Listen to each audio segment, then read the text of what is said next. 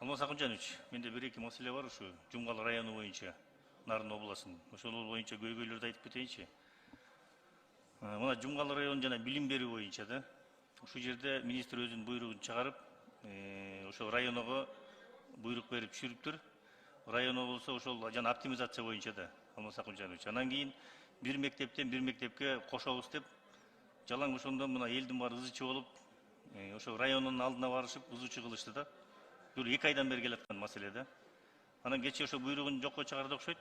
Ошону мен айтат элем, Алмаз Акынжанович, бул эми оптимизация деп эле бир мектептен бир мектепке кошуп койгондо болбойт да булчу. Эми бу жерде деген ар бир мектепте 15-20 мугалим бар иштегенчи. Алар каяка барат алардычы? Окуучулар бар, 100дөн ашык окуучулар бар, ар бир окуп аткандар.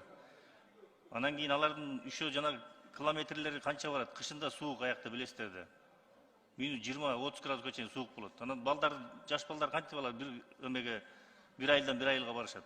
Ошону бир карап айтып койсоңуз, токтотуп коюңуз. Вообще мындай эме кылбасынчы. Биринчи баарын иштеп чыгып, Кыргызстан боюнча, анан кийин иш алып барышса болмок да. Бул туура эмес да мени.